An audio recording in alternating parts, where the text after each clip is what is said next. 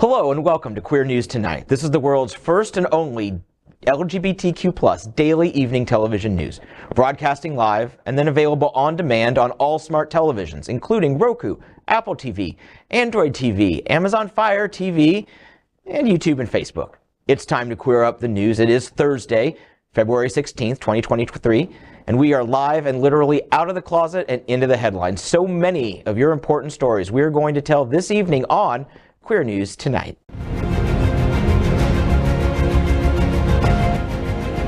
This is the world's first live daily LGBTQ evening news show, literally out of the closet and into the headlines on Queer News Tonight with Al Ferguson. Al has the night off. I'm John Hayden from South Florida Gay News, and this evening we bring you the news of and perspective representing the LGBTQ+ community from South Florida, America, and across our planet. This is the world's first and only unedited live LGBTQ+ evening news show. Whatever happens, unique in LGBTQ+ news, you will see it and hear it. Happening Out Television Network is a 501c3 nonprofit media platform in the television and radio model of PBS and NPR, but designed for our LGBTQ+ community. We are part of one of the largest LGBTQ+ media companies in America, Hotspots Magazine and Happening Out Television Network. Our magazine is celebrating 38 years of the LGBTQ+ experience, and our television news, talk, and entertainment shows support our mission to educate the LGBTQ+ and broader community. All right, well, let's begin by welcoming anchor Mateo Ventura Bruer. Mateo is the new executive director of the Aqua Foundation for Women, Florida's only 501c3 focused on improving the lives of LGBTQ+ women through grants, initiatives, and community building. Mateo holds a master's in social justice and human rights and was previously the director of racial and gender equity advancement at YWCA South Florida. Mateo's approach to social justice work is influenced by his 10+ years of professional experience, his academic studies, and lived experience as a queer, transgender person of color. He's also a first-timer here. Welcome, Mateo. Thank you. I just want to say you can join us at the annual Aqua Family Barbecue on March 5th at Historic Virginia Key if you want to learn more about Aqua. Let's welcome anchor Bob Hentschel. Bob is an accountant with a local construction company. He is a member of the planning committee for My Hollywood Pride and a member of various GLBTQ+ Disney Facebook groups, including the Gay Pride Disney Monorail Crawl. He describes himself as a nice widow man with a house in Dania Beach, a Disney Vacation Club membership, and a self-supporting cash flow. Interested singles can find him on Facebook and Twitter as Bob Hentschel. Welcome, Bob. I may never live that down. So come join us for I believe it's the 10th monorail crawl, starting 7 o'clock Wednesday, May 31st at the Outer Rim Lounge at Disney's Contemporary Resort. Let's welcome anchor Buddy Frey. Buddy is a longtime South Florida resident. He enjoys our large, diverse community and supports many of our local nonprofit organizations like Julian's Fountain of Youth and the Stonewall National Library Museum. Welcome, Buddy. Thank you. So let's welcome anchor Gregg Shapiro. Greg's an inductee into the Chicago LGBT Hall of Fame. He is the author of 9 books, including the forthcoming Refrain in Light, an entertainment journalist whose celebrity interviews and music reviews run in a variety of regional LGBTQ+ and mainstream publications and websites. His movie review column, called Screensaver, can be found in South Florida Gay News, the San Francisco Bay Area Reporter, RottenTomatoes.com, and more. Good evening, Gregg. Well, good evening, y'all. We are the reporters for Queer News Tonight, and this evening we begin with the queer headlines. The LGBTQ+ community in South Florida and across America is diverse. Our community across the world is vast. And here are the bullet points of the queer news for today, Thursday, February 16th, 2023. Happy National Do a Grouch a Favor Day, which also coincides with little Johnny Hayden's half birthday. Happy half birthday, Johnny. Half thank you. Well, let's begin by queering up drag culture. Drag bans could result in arrests at pride parades. Laws banning drag performances have been introduced in legislative sessions in at least 14 states this year, and their potential effects are much more far-reaching than entertaining shows. An alarming number of anti-LGBTQ+, particularly anti-transgender bills, continue to be introduced in the states. The ACLU is tracking 278 of them across 33 states.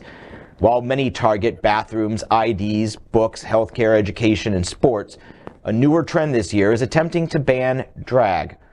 The most broadly written bills, like Tennessee's House Bill 9 and North Dakota House Bill 1333, ban drag from being performed on any public property, which means drag would not be permitted at pride events.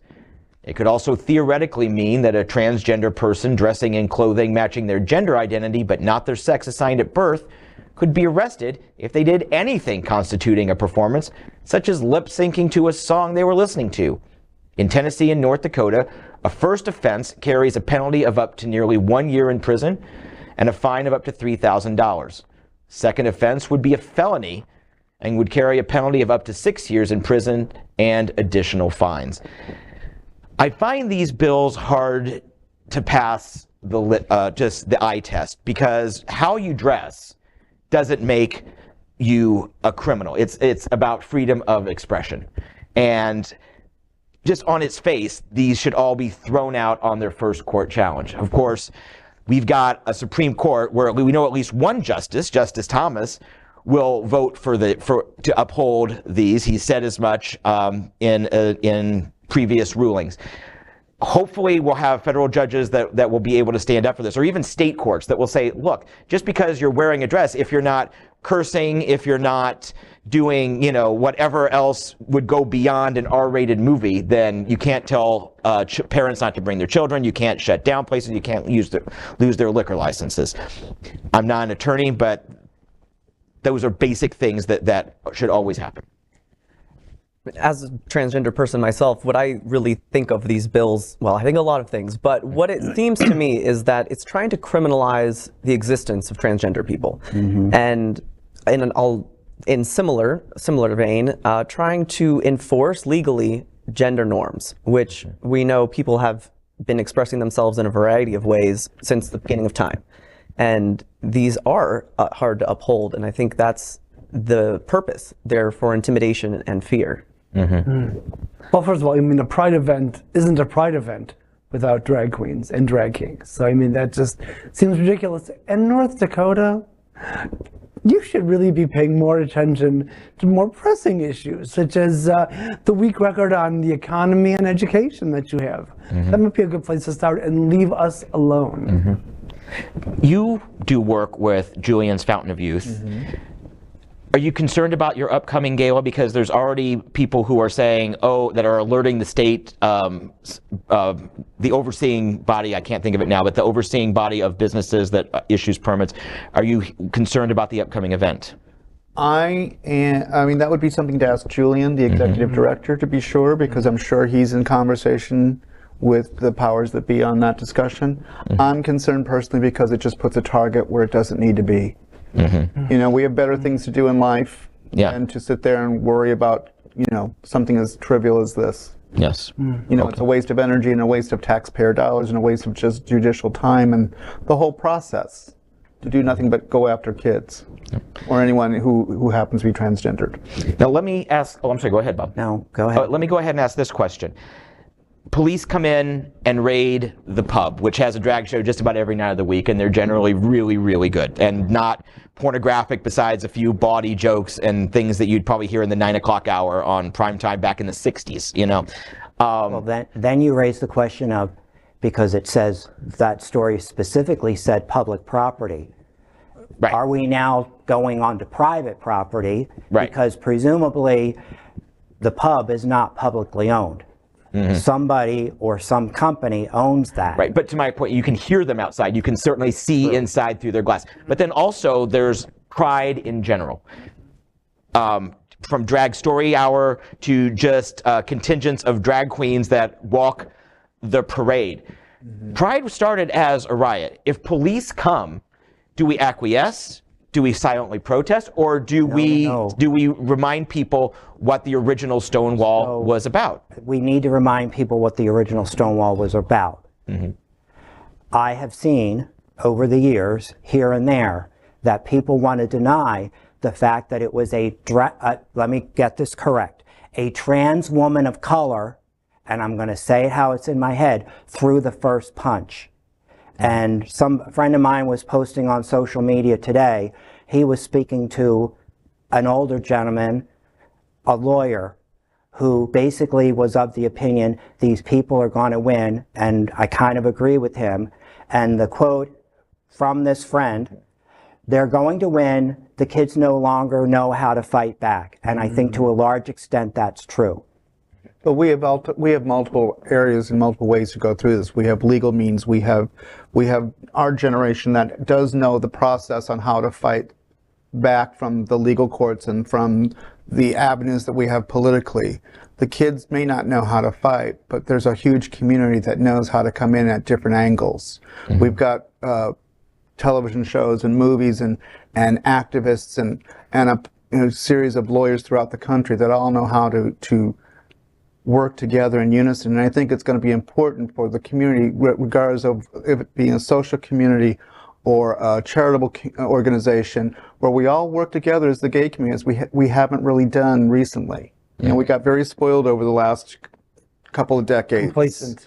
You know, so now we have to come back together, and we're going to have to pull in other communities that are being attacked too, the Latino community and the African American community.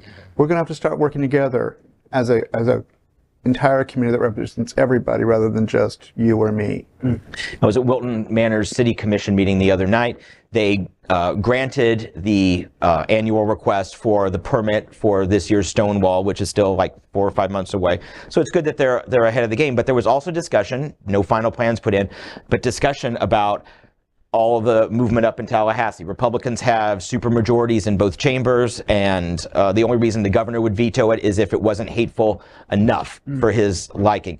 So, but that was already being discussed when they were talking about the permit and how to hopefully avoid unnecessary legal entanglements as we go forward. So this is a building thing. Like I said, they're maybe targeting an event coming up this weekend in Wilton Manors, and certainly other events have been too, and we will continue to follow it.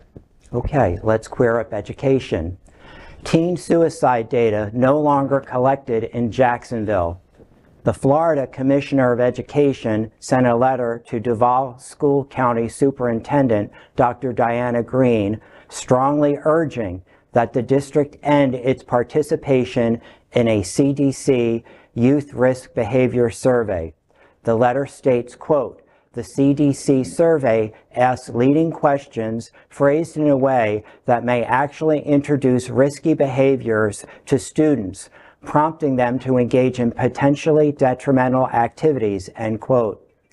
The letter expressed grave concerns with the school's continued participation in this survey, as such an inflammatory and sexualized survey is not in the best interest of the students.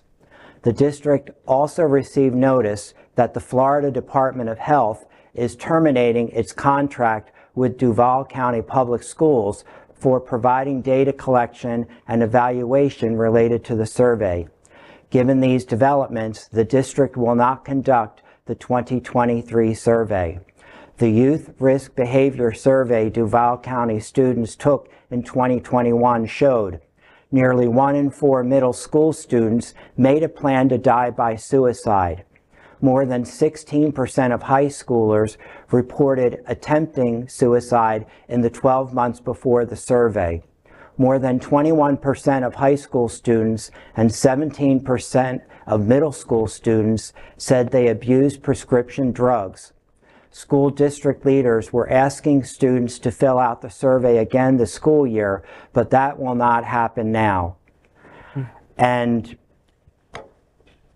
first off, I found it interesting that they did not specify LGBTQ plus versus straight students, that they were looking at everybody.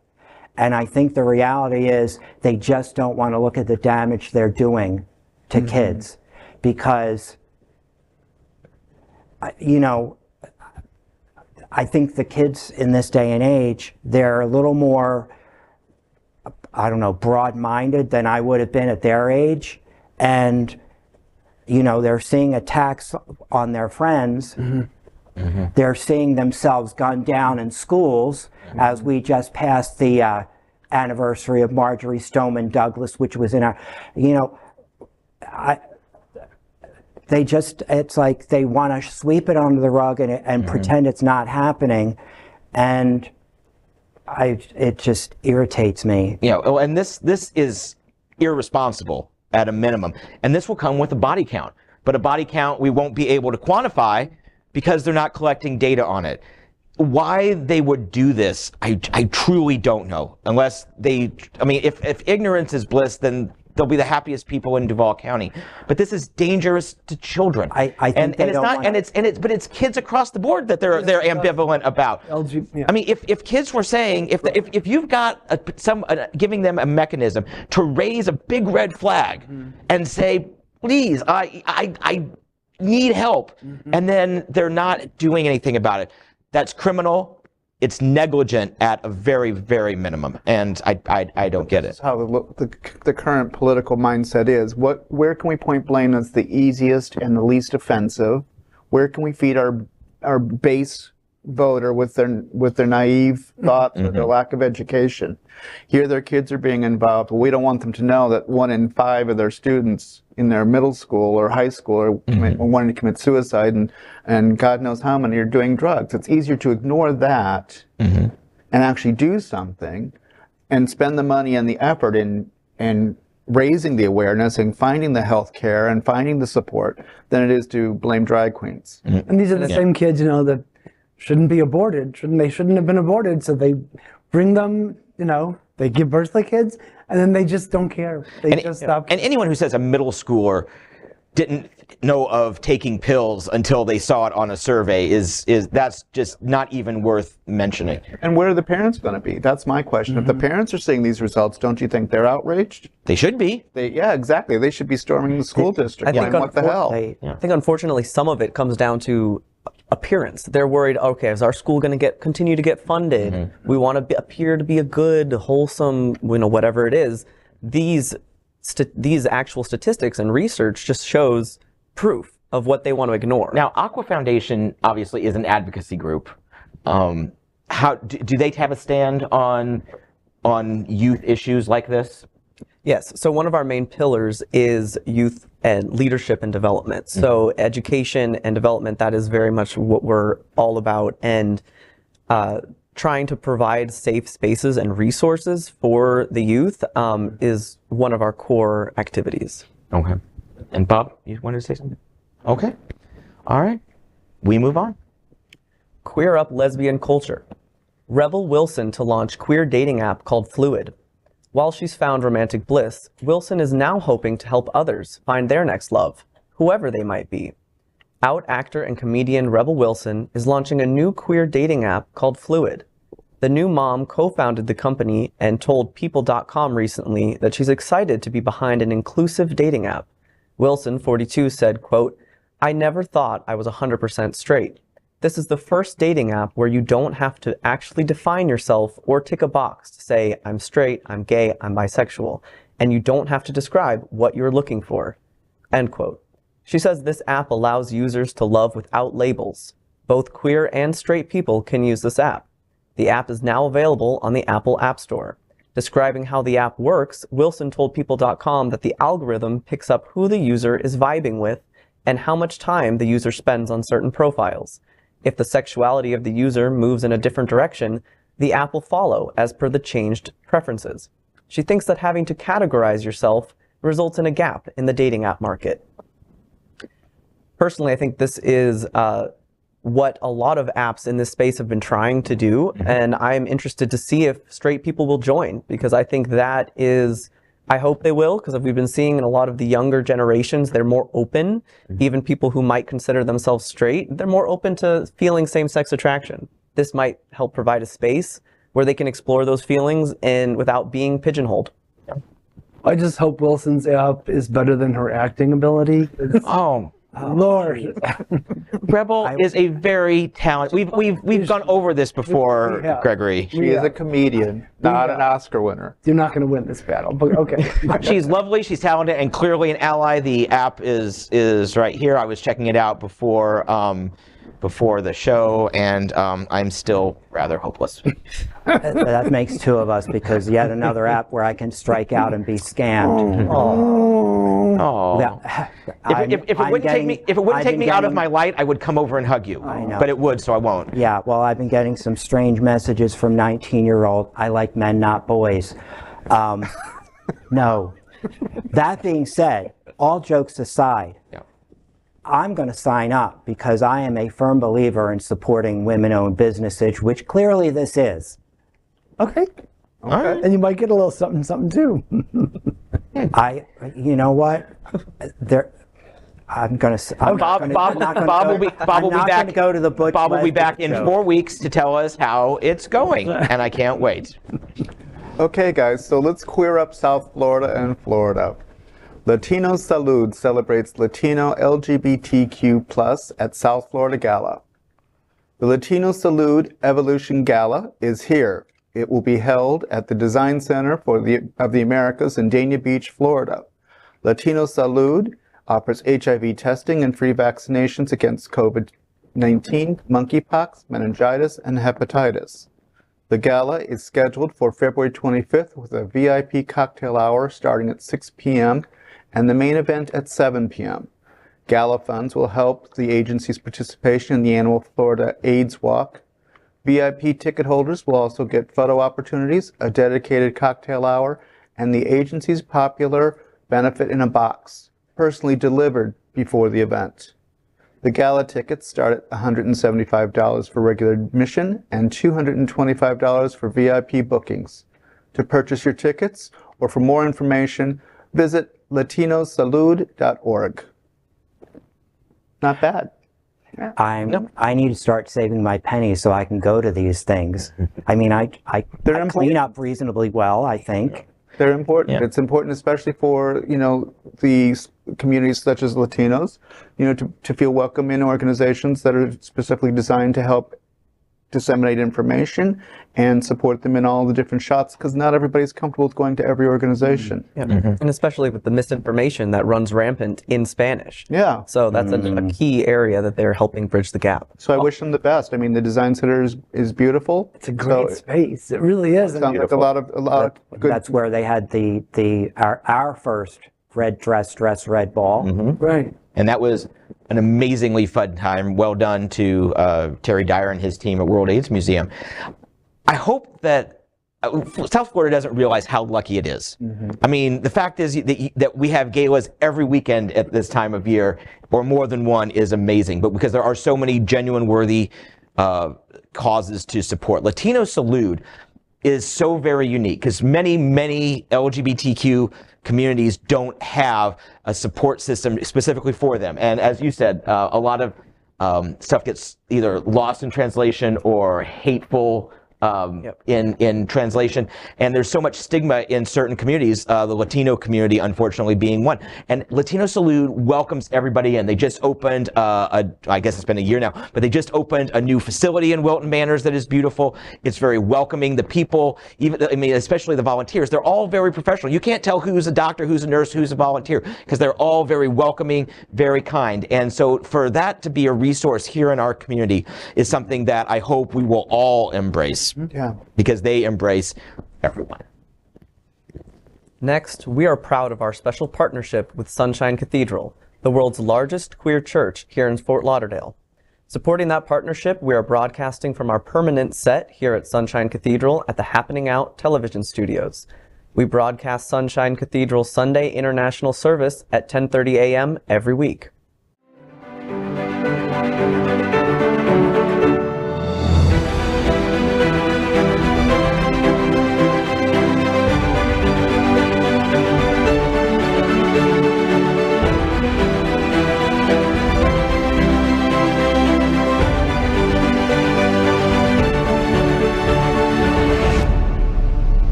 G'day everyone, I'm Australian cellist James Clark, and Sunshine Cathedral is my queer church. Oh, Fox News, Tucker Carlson, and radical conservatives have suggested the LGBTQ plus community has a secret plan, and we can only guess it's for world domination. And we couldn't agree more, and we're going to tell you all about it in our segment called The Gay Agenda. In The Gay Agenda, we queer up South Florida and Florida. LGBTQ plus crosswalk finally a reality in Fort Lauderdale.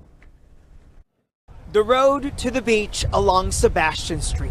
Takes me back through all the struggles. Now covered and colored with meaning. And I marched in the original Stonewall in 1969, so this means a lot. The 18 by 75 feet Progress Pride flag unveiled Friday afternoon. This is our opportunity to expel the hate. Serving as a kickoff to this weekend's Fort Lauderdale Pride of the Americas Festival. It's a place for you to feel welcome.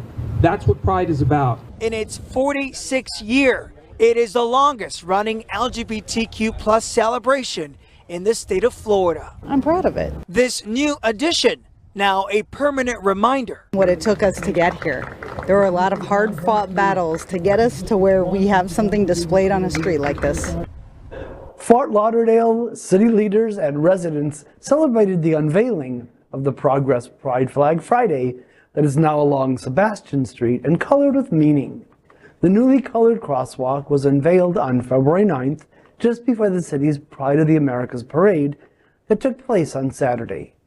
The 18 by 75 foot Progress Pride flag was displayed in an attempt to block the hate.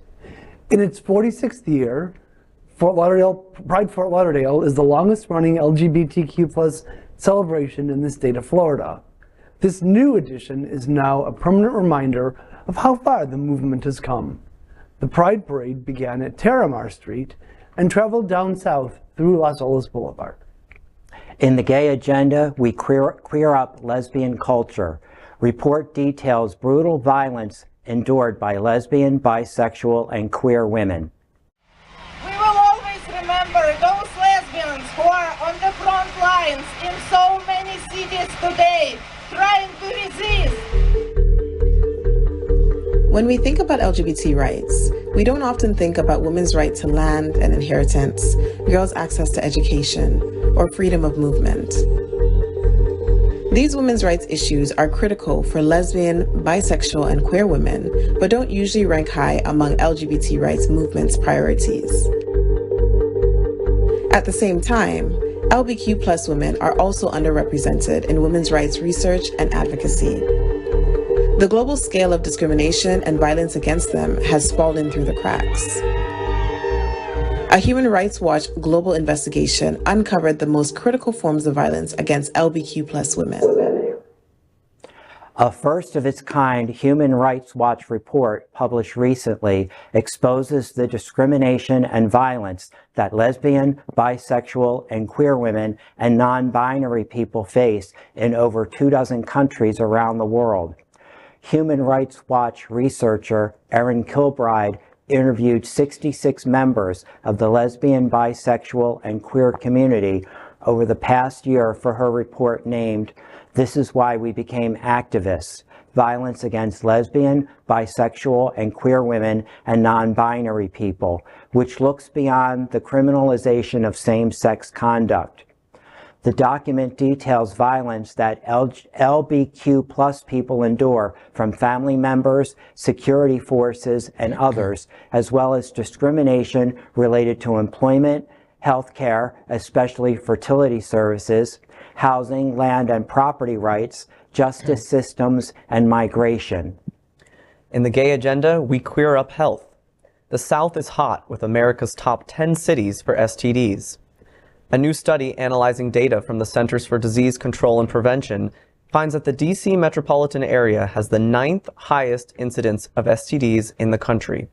The South continues to be disproportionately represented among the metropolitan areas, with 14 of the hardest hit 25 cities being located in the South, including 3 from Florida and 3 from South Carolina. According to the study, these are the 10 U.S. cities with the highest overall STD rates: Memphis, Tennessee; Jackson, Mississippi; Columbia, South Carolina; Baltimore, Maryland; Philadelphia, Pennsylvania, New Orleans, Louisiana, Milwaukee, Wisconsin, Little Rock, Arkansas, Washington, D.C., and Norfolk, Virginia. In the gay agenda, we queer up LGBTQ plus civil rights.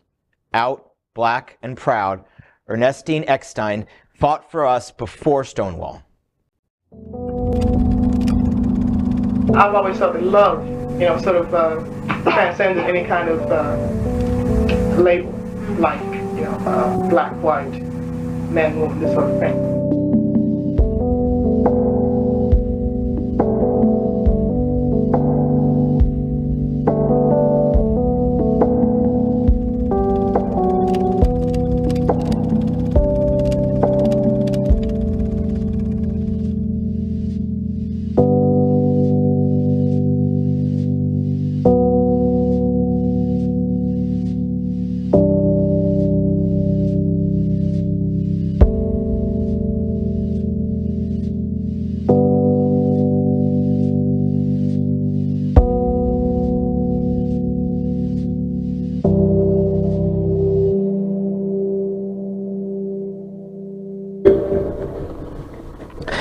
Happening Out Television Network is proudly celebrating Black History Month to remember and acknowledge the trailblazers from the community.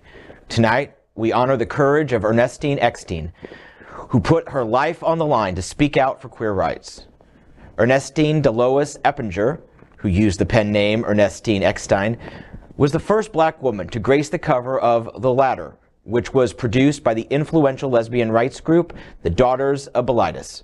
She made a name for herself as a black female protester at the first annual Reminder, a gay rights demonstration that preceded Stonewall by 4 years. She never looked back.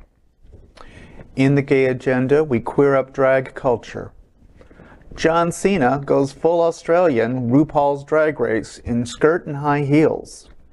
John Cena is going all out for his new role. The wrestler turned actor was photographed on the set of his film Ricky Stenicki in Melbourne, Australia, sporting some wild looks.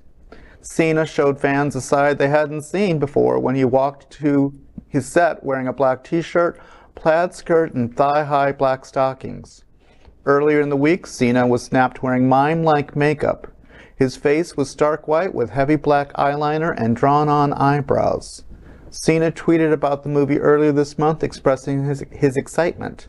The film cast also includes Zac Efron, William H. Macy, and Jermaine Fowler. That is today's news for the LGBTQ plus community on the world's first and only daily LGBTQ plus evening news show. If our community is important to you, share this news with your friends and family. Are you, like most of America, part of our very large television audience watching this live LGBTQ plus news broadcast right now on Roku, Apple TV, Android TV, and Amazon Fire TV? Queer News Tonight is the only live LGBTQ plus digital television show in the world that is out of the closet and into the headlines. We need your support. If our community is to grow, we must tell our stories and bring them to the attention of the broader world. This is the only place in the world that tells these types of LGBTQ plus stories in motion and sound. That is the passion of Hotspots Magazine, Happening Out Television Network, and Queer News Tonight. I'm John Hayden, and on behalf of these LGBTQ plus reporters, the anchors of Queer News Tonight, including Mateo Ventura Bruer, Bob Hentschel, Buddy Frey, and my doppelganger, Gregg Shapiro. We will see you daily at 8 p.m. But before we end our show, we have one final story. Now we're going to queer up the big interview, exploring local black history with the Halls of Power documentary about Elijah Manley. This coming Sunday, February 19th, Sunshine Cathedral will present a special showing of The Halls of Power, a documentary that showcases the historic political run of Elijah Manley, the youngest candidate for Florida State House. Tonight, we present a special interview by Sunshine Cathedral's own Reverend Darrell Watkins with film directors Janae Joseph, Graciel Quezada, and Bianca Vucicic, as well as Manley himself, as they discuss the film and why it is important for young people to get involved in the community. So Elijah Manley, this is my third time that I get to talk to you. I love that. The first time you came to church to let people know who you are, and I just voted for you the day before. The thing, where you mail in, and so I just voted on you. It's behind us, so it's not an endorsement. I can say that now, right? That I voted for you because it's done. But so it's your first time. I noticed your amazing shoes. Like that's because I'm not only the oldest, I'm the queerest person at this table. So I noticed your amazing shoes. And then you came back. This is what endeared you. I mean, first of all, you were very endearing to the congregation anyway. You spoke well and everyone was rooting for you. But then in the primary, when someone else got the thing, you came back soon to promote somebody else. And that was super endearing. People loved that you were so committed to the cause. It's like, okay, if not me, then let's get this next one. And it was for the school board. He was running for a different position, but you were still promoting. So anyway, you became a big hit at Sunshine Cathedral, not only with your own debut, but then you were right back helping other people get noticed. So that was, you have a lot of fans now at the Sunshine Cathedral. Thank you. And now I'm at a table with you, look at me. And when you walked in, first thing, shoes, I did. You're the shoe guy. So not only are you the shoe guy though, you're the political guy. I guess I had voted a time or two, maybe by the time I was your age, but you have actually run for office, and more than once? More than once, and I've never missed voting in an election in my entire life so far. Oh, wow. Oh, well, so that's what, 2 elections? I mean, you're very young to be so, and I was thinking about this earlier. When I was, the earth had recently cooled, and so when I was your age, it was sort of expected that young people would get busy. That there were some really overachievers. They're in high school already, knowing what they were going to do. But if not, then certainly by midway through college or shortly after, you're supposed to have a plan, and you're supposed to be an adult, and you're supposed to be doing things. And so I started ministry in my mid-20s, and it was, it was done. Now, when young people do that, we really notice, like, oh wow, look at them being all having their life together by 40, and that was. But so is it odd for you that you sort of stand out just for knowing who you are and what you want to do and getting after it? Sometimes I think about it and I'm like, I'm just a kid. I'm no different from anybody else, honestly. But except not a lot of us running for office right now. So what gave you the, I don't know if it's courage, but certainly the vision, the drive to, like, I don't know, even in my, in my 20s, that I would know how to do what you've done. Like, how do you even get through the paperwork and get going? But so what gave you the drive to work all that out and get going? Well, a lot of it was life experience. I really thought about why I was doing it first. And I remember when I first dropped off my paperwork to run for school board, which was the first race I ever ran for. That was the countywide seat that actually Alan Zeman is running for right now. Yes, that you were promoting. It's funny. People, usually it's the older candidate bringing a younger candidate out and promoting them, but now all of the older candidates are running to this kid, and that 4 years later. But I remember when I first dropped my paperwork off to the supervisor of elections office, and I also remember when I did that for Tallahassee. You actually have to drive up to Tallahassee and deliver the paperwork to the state capitol in person. Just looking at the process and reading all of the laws and the statutes to make sure you don't do anything you're not supposed to do. You have to spell your name this way. You have to put all of this information in and you can't miss anything. It was so much. It was a lot of bureaucracy. It was a lot of red tape. And I'm thinking as a young person, like, I don't know anyone my age who's going to sit there and do all of this and have a lawyer look it over and all of this stuff. But I was really dedicated and committed to it. So I thought about everything in my life that I've went through, and I said, I want to be on the ballot. And although it was a hard process for someone young, and you have to spend money out of your pocket to do it too sometime, I think it was worth it. I don't know 10 people of any age that have done it. And, so do you worry about peaking early? When I think of young people who, that didn't, I mean, they started young and they're just still going forever. Bill Clinton started very young. Yeah. And President Obama started very young, and the vice president, she started very young, and they're still going. But some people, they start very young and they're like worn out by, their mid-30s, and you never hear from them again. So which path do you think you'll be on? That is to be determined. But, I look at Joe Biden. He actually got elected to his county council at 23. He was young, yes. And by the time he got elected to the U.S. Senate, he was 29. He wasn't even old enough to be in the Senate yet. So I look at that and I'm like, our president started so young, and so many of our elected officials here, and they just kept going at it. Some people lost, their first 1, 2, or 3 race. I mean, Joe Biden has lost 1 million times. Obama lost his first race for the state senate against Bobby Rush, who is still a Congress member right now. A lot of people lose. I mean, Abraham Lincoln guys like a bunch of times. L.C. Hastings, like 8 times he lost before he got to Congress. But they kept going. And they got impeached. And still went back. Yeah, I love L.C. Hastings. But I mean, I look at that and I think they were persistent. They kept doing it. They really thought about why they were in it, because it's not cheap to run for office. So like, no one's doing it for, hopefully not for money or anything, because you don't get that out of it. It's an expensive endeavor. So you keep saying that the reason, remembering why you did it, and people things remember why they're doing it. Why did you do it? What is the goal? What were you hoping to do on the school board? What were you hoping to do in the state legislature? What are you hoping to do in your next endeavor? What is it you're trying to achieve in these halls of power? We'll get back to that. What are you trying to achieve in these halls of power? Yeah, I think it just goes back to growing up and living in poverty. Part of my story, which I talk about a lot, and I know the newspaper talked about it, and it's also featured in the documentary, was growing up homeless as a young person.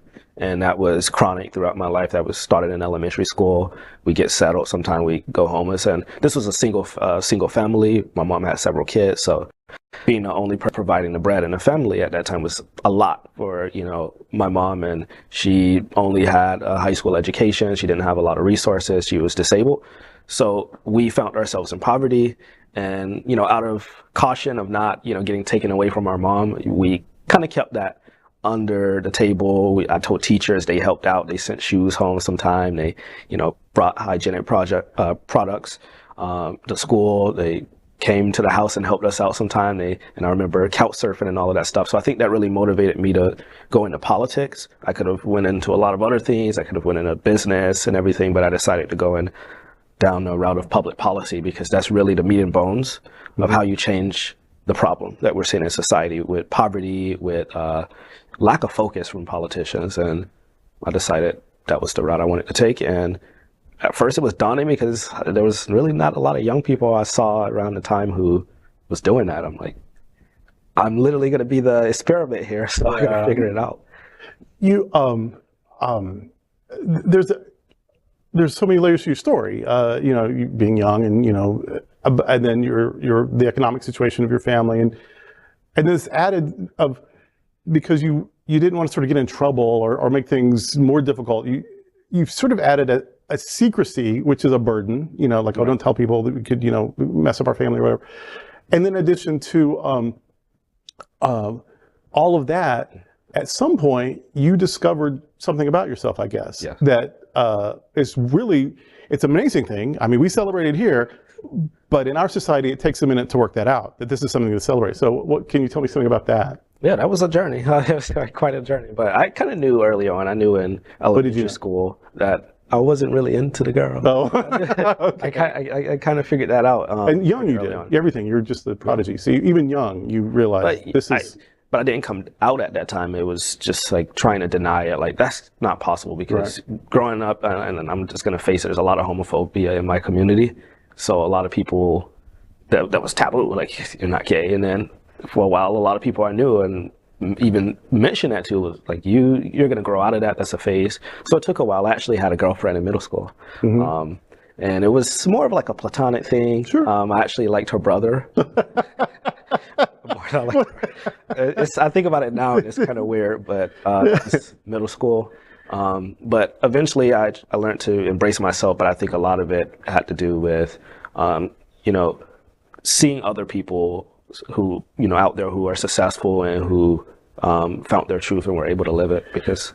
So did you learn about people like Harvey Milk or Alice Walker? Did you learn about these people in school, or how did you find these role models? Well, I had a really good history teacher in high school. Actually, he went above and beyond. But I love reading, so sometimes I sit on Google at home and I just Google everything, the space, everything about LGBTQ, like all of the figures. And one of the When I was your age, Google was hardbound, by the way. But anyway, go ahead. They had the big Macintosh computers.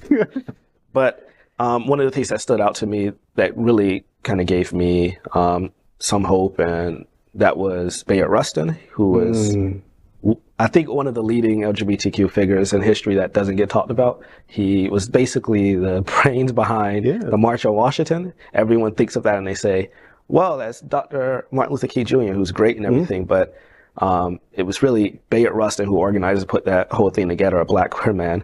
Queer, Quaker, socialist. Yeah. Three great things: queer, Quaker, and socialist.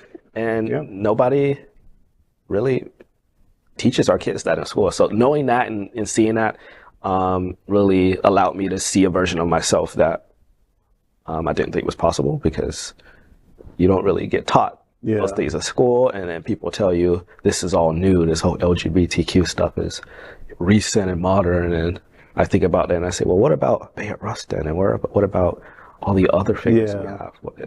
People were telling Alexander the Great, this is a phase, it's new, they've just made it up, you can outgrow it. He didn't outgrow it. No. He was too busy conquering the world as his big homo self. There's giggling over here, and that's from these three people. Who are these three people? The brains behind the operation. The operation, which is the halls of power, the system. So not only are you like a model citizen, and not only are you an activist, and not only are you like the youngest politician I've ever met, you are also the subject, the star, if you will, of a documentary, and that's where these people come in, right? These three ladies are the director, or these three people, because I'm old and I still use old language sometimes. These three humans are the directors, right, of that film. So tell me about this, the halls of power, featuring Elijah Manning. How did that come about? Yeah, well, actually, I remember getting an email from someone during the campaign, and there was someone, I want to say it was either Bianca or Janae. Maybe it was Gracielle. It was Janae. It was an email, and I kept getting this email, and knowing me, I don't like to read emails. This is Janae and Gracielle and Bianca. Yes. And I remember getting an email, ding, on my computer, and it was someone saying, we're doing a project for our class, and we want to do a short film, and we'd like to interview you. And I didn't respond at first. I'm like, this could be a right-wing thing. I wasn't sure, because I've been interviewed before by people, and then it ended up being like a right-wing rap or something. Yeah. And it's just like, rah, rah. So I said, I'm going to wait. And then I kept getting the email, and then finally I responded, and I was able to go for an interview at Nova Southeastern University, which was right by Broward College, which is where I go. So it was close. I was able to walk across the street and go to that interview. And it was interesting at first. I was like, me being interviewed? Like,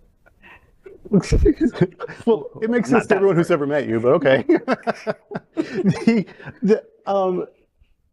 Do you even get the import of that yet? Maybe you're in the middle of things. You're just in the middle. You can't see your own cheek.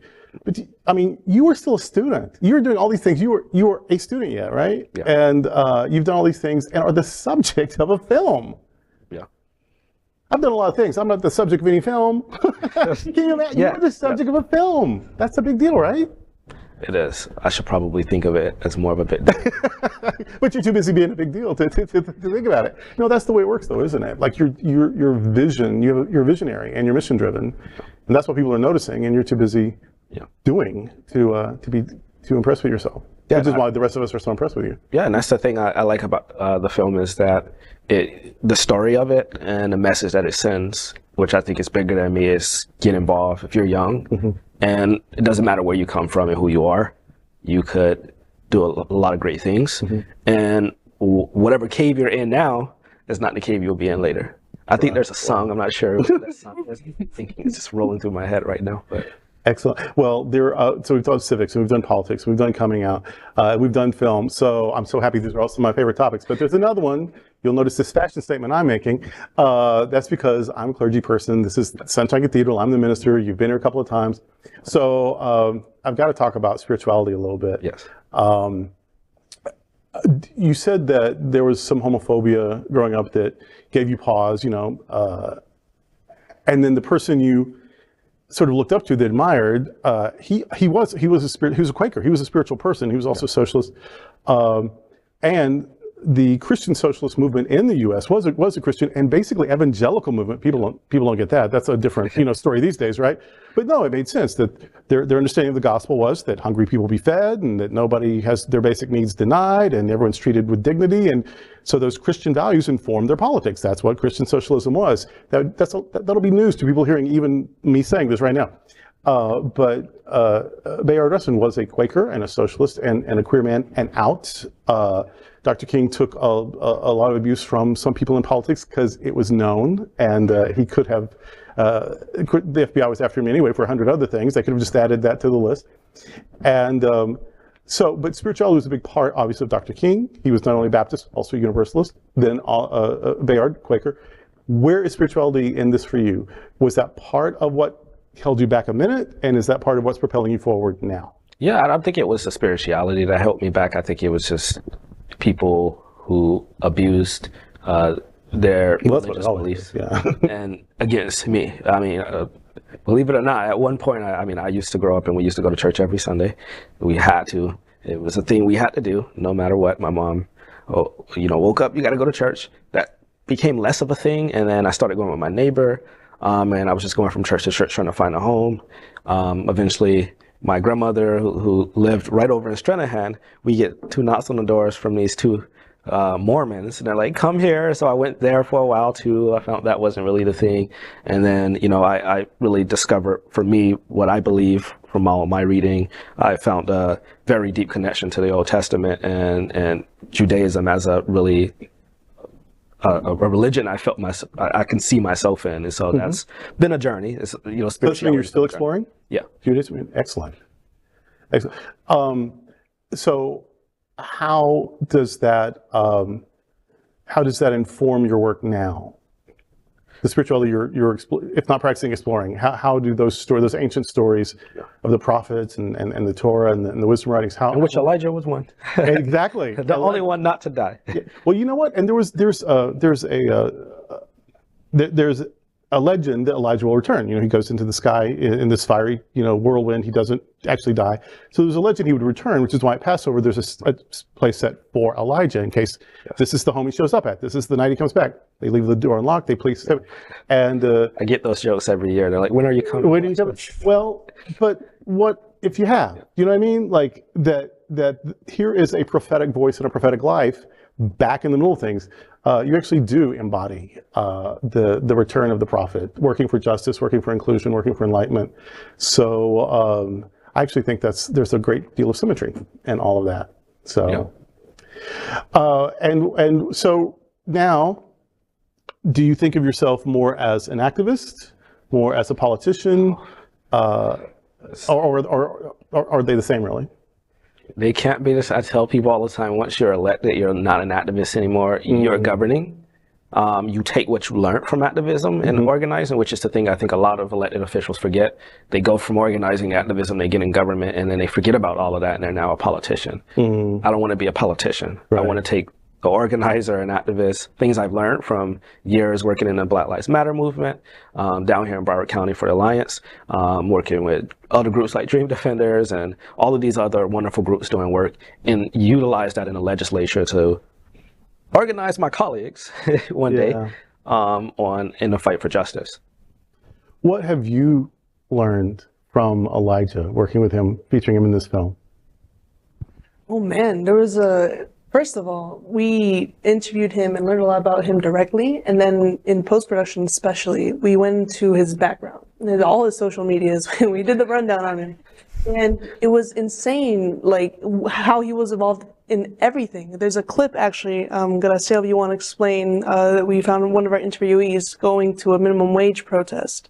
I think it was at McDonald's, and how we... Yeah, go ahead. Yes. So basically, we found that clip and he was involved in that. And, that's just an example of how, involved he's in the community and just trying to make a change and a difference, in Fort Lauderdale. So. And I feel like it's a reflection of the times that we're living in, especially for the amount of research that we did on the film about you. You have an insane digital footprint, by the way.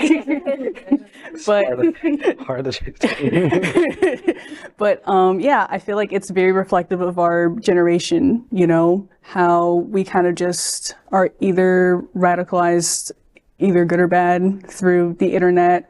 We kind of just find our communities online. We get involved in organizing and also connecting with other members of our community through these online spaces as well. And it was because of the fact that his work was so well documented online was how we were able to put together the majority of this film outside of the initial interview that we did with Elijah at first. So just the whole duality of learning about Elijah directly from himself, but also from other people that kind of just informed our research in that. And if you ever want the opposition research on me, then you know where to find me. Right. Well, thank you for featuring him, and thank you for being so courageous that that you would be featured. And there's a theologian recently, not too many years ago, I think 2 years ago, died, James Cone.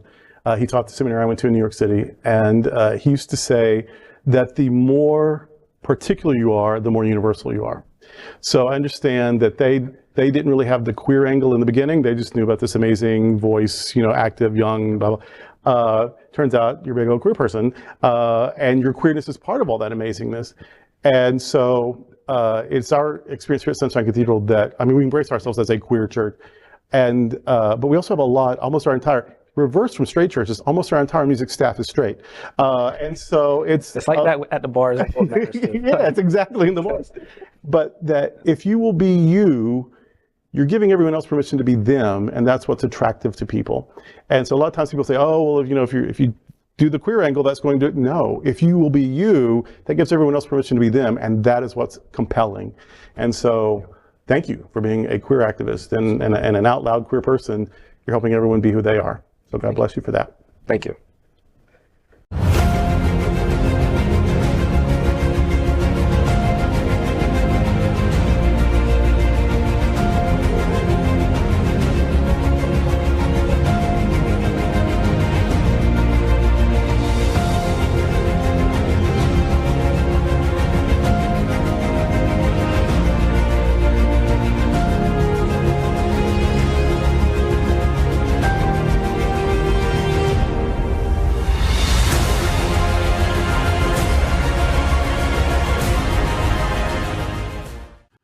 LGBTQ+ news is vital for our community and for the broader world as a whole.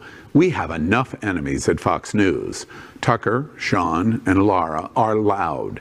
We need passionate allies. Happening Out Television Network, Queer News Tonight, and It's Happening Out are literally out of the closet and into the headlines. Our community needs your support. Like this broadcast and subscribe now to ensure the growth of the entire LGBTQ+.